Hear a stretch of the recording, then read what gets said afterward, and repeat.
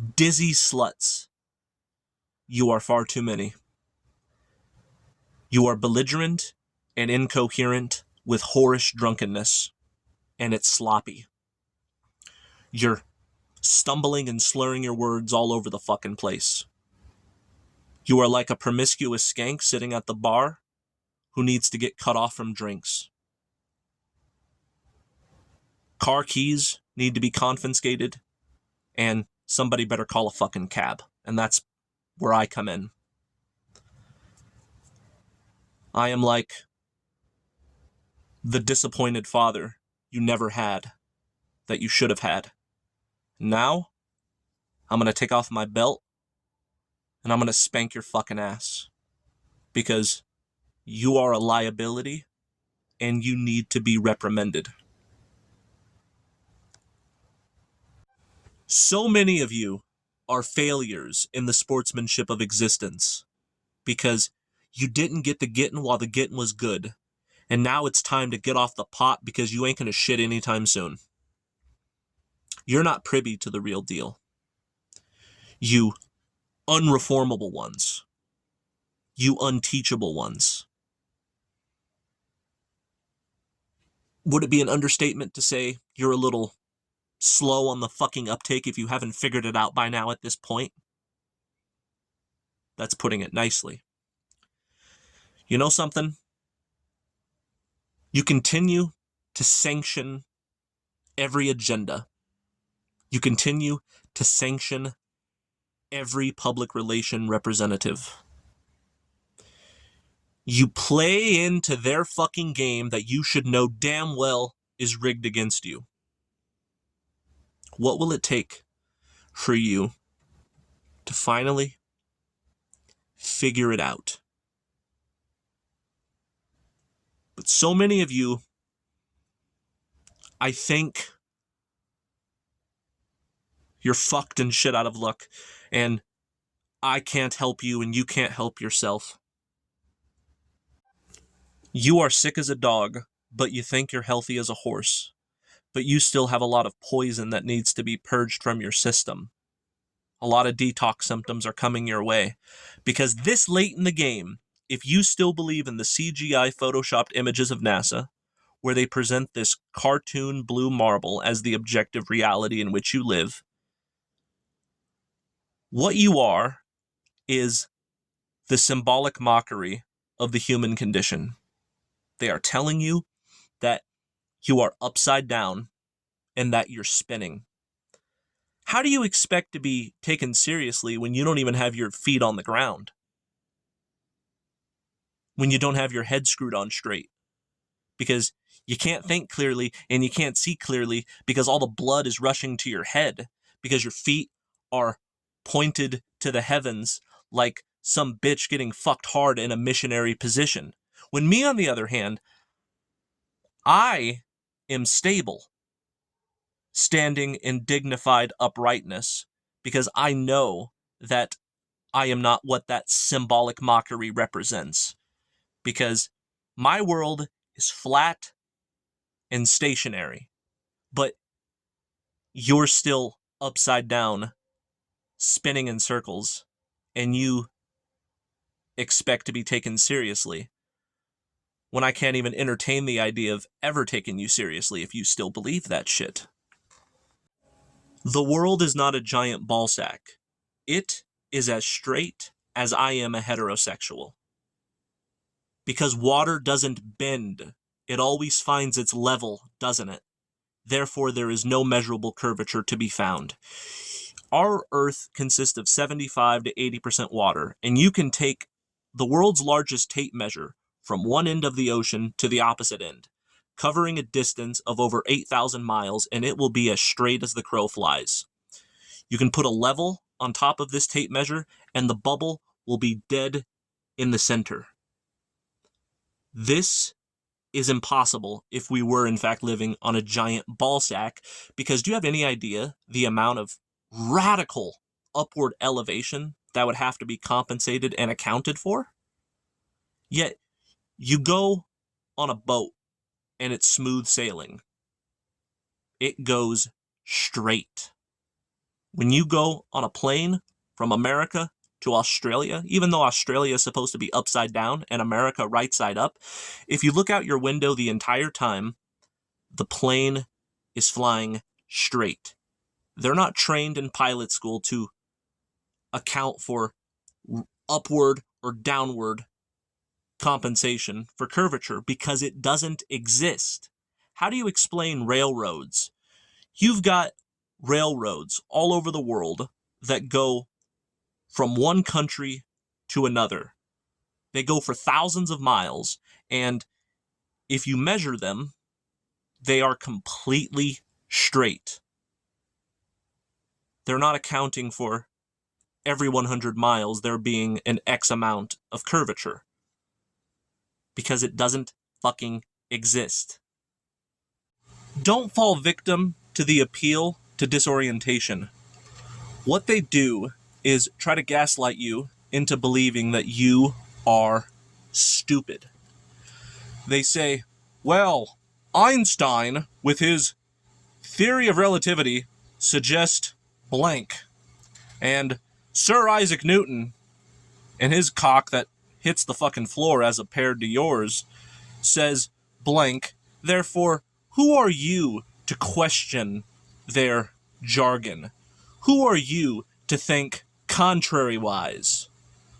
So it makes you feel disempowered because they want you to think that you're stupid, and the intellectual authorities, because they're so much smarter than you better just believe what they say.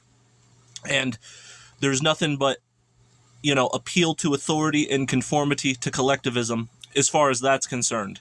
Let me tell you something. Public opinion is always wrong because the majority can never be right. Truth is not able to exist in this realm because of the inversion principle. They can't give you even a sliver of truth. Everything that they give you is distorted as a means to disorientate you with complicated mathematics and consensus. So you're telling me that because there is 99% consensus out there that the world is a globe, that means that it's true. When if it were a globe, there would have to be some form of measurable curvature, which there's not. So I don't understand why some of you might think, oh my god, he's fallen victim to the psyop. Man, the globe earth model is the biggest fucking psyop that this realm has ever known. But why would they lie about something like that? People sound so stupid when they ask that question. They've lied about everything you've been told thus far. What makes you think they're telling you the truth when it comes to this of all things? The biggest lie of all. They lie because they have no other choice but to do so. They must lie because truth cannot be known to the slave class. It's just that simple. This is the biggest lie of all. We are not dealing with scientific procedure here. We are dealing with a theoretical framework, which is nothing more than a propositional hypothesis. But a theory, which is a claim, is only as good as its proof of claim. That's called a premise. And there should be a plethora of premises to come to a conclusion. So how would this work in the court of law? Say you're on Judge Judy, and you say, well, my proposition, my theoretical framework is that Earth is a globe. Judge Judy would say, okay, that's a lovely proposition, but do you have any premises? Well, yes, we have photographic evidence, but it's all CGI. You're telling me that you've been to the moon and you're trying to colonize Mars, yet you don't have an actual working picture of the Earth outside of computerized, pixelated pictures. That is correct. Okay, well, that's no premise at all. That doesn't prove that we live on a globe. You're just a cartoonist. Okay, well, we have the theory of gravity proposition. Okay, can you provide any premise that proves the theory of gravity is true? Well, yes, I take this pencil and I drop it and it hits the floor. Well, no, that doesn't prove gravity. That proves density. That proves that the molecules have a certain weight in that pencil that are more heavy than the oxygen molecules in the air, and therefore it hits the ground. Yes, what goes up must come down because of weight, i.e. density.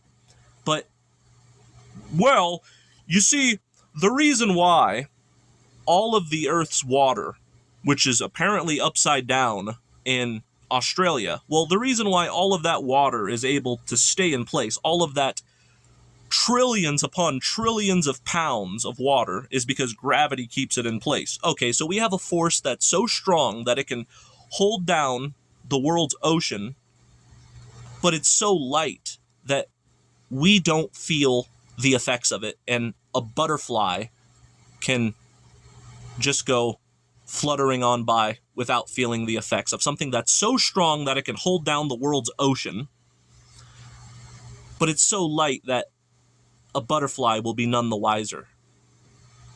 What is that? That is a theoretical framework. It is a theory, and you have no proof of claim. If you provide a claim, you have to have a proof of claim, not just a proposition. All the proofs of the globe Earth model are propositional in nature. There's no working evidence whatsoever. What makes more fucking sense to you? I mean, be honest. That you have half of the world upside down with all of its ocean able to not fall because of gravity, but here I have this water. Okay, well, where's gravity? Where is it? Where is it? Where's gravity? How come gravity isn't holding? I mean, the gravity is so strong that it's able to hold our entire ocean in place when it's upside down without falling into space. But how come gravity isn't keeping this from falling out?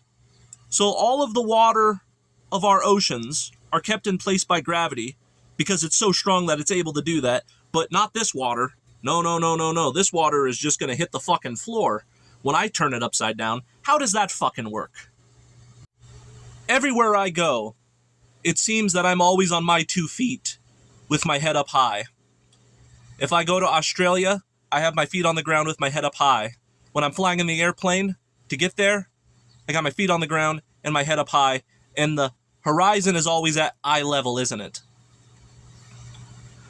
But we're made to believe that not only the world is upside down, but it appears right side up because of they have every type of a propositional theory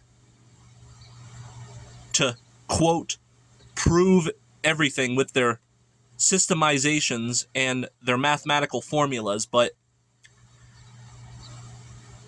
it's all a part of the disorientation principle. That's all it is. You are right side up in Australia and I'm right side up in America because the world is fucking flat. You're not upside down, but you appear to be right side up, and all of the water is held in place and you're right side up even though you're upside down because of gravity. This is just fucking stupid. This is mental retardation. You know, the ancients, I mean the Egyptians, they are the fathers of astrology and occult knowledge, and they had technology that we couldn't replicate today even if we tried. And they all depict the world as flat with a firmament and an ice wall keeping all of the water in place. It wasn't until the fucking 1600s when they came up with this hypothesis. And they said, you have to believe it because it's fact, even though they can't fucking prove it. The ancients were actually more or less a futuristic society. They were a part of an old world that was subject to a reset. They brainwash you, all of these Egyptologists, by making you think that they were us in our primitive past, when in all actuality, they were a futuristic society that existed for a long fucking time, a lot longer than we have, and they were just subject to a reset at some point. All of the old societies of the old world before the reset, they were a lot smarter than we are now, said that the world is flat with an ice wall and a firmament.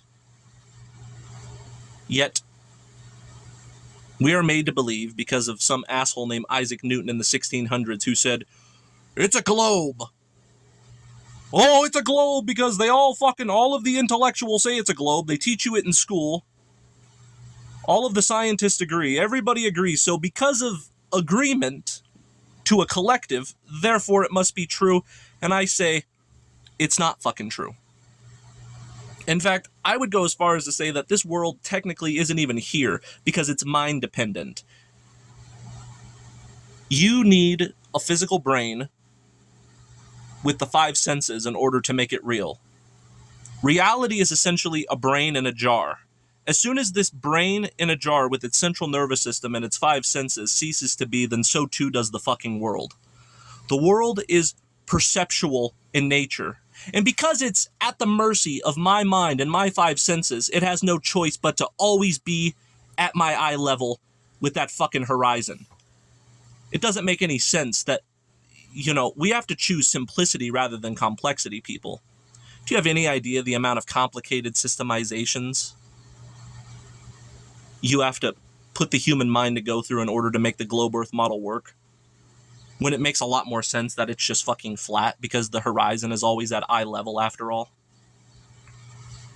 So if you ask me, okay, you want me to believe that we are flat and stationary, but the moon is clearly a spheroid, and all of the planets up in outer space are clearly spheroids.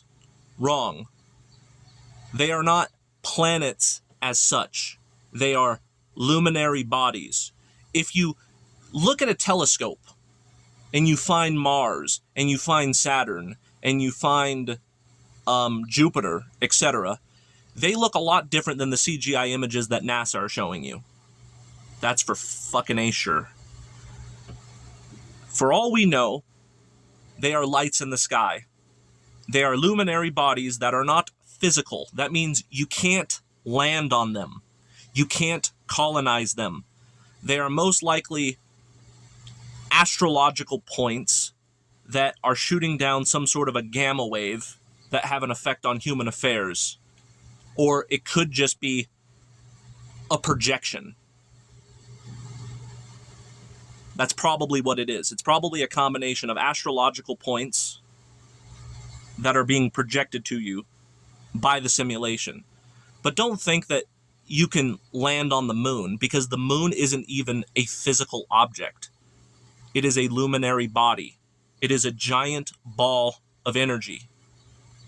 That's what all of the so-called planets are. They're balls of energy. They're not physical things. So, if you still have these ideas in your mind that we are a planet floating in outer space, not only that, but we're tilted sideways on our axis.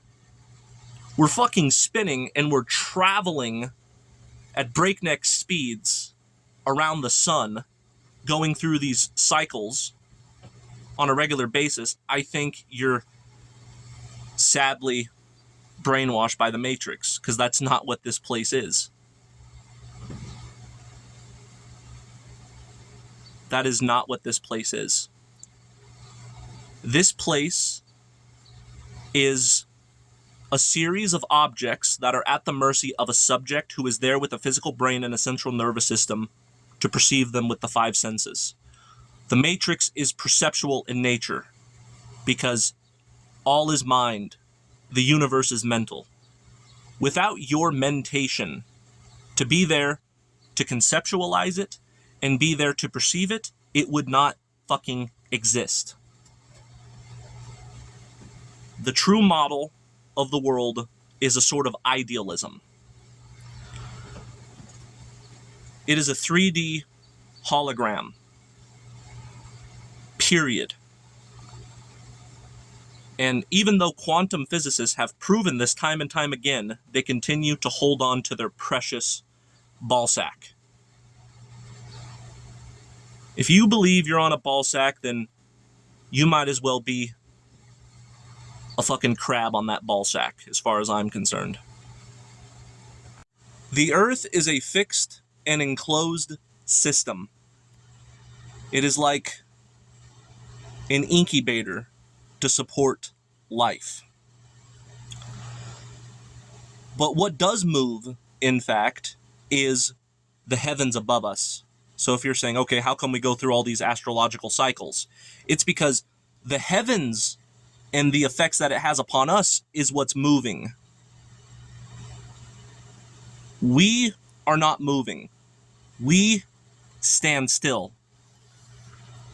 If we're made to believe that we've traveled all of these millions of miles circling the Earth and we're getting closer and closer to the sun, and that explains global you-know-what, the world is on fire, no. We, on this terrestrial plane, have never moved 1 inch. What continues to travel millions of miles is the heavens above us. That's what moves. That's why we go through all of these cycles.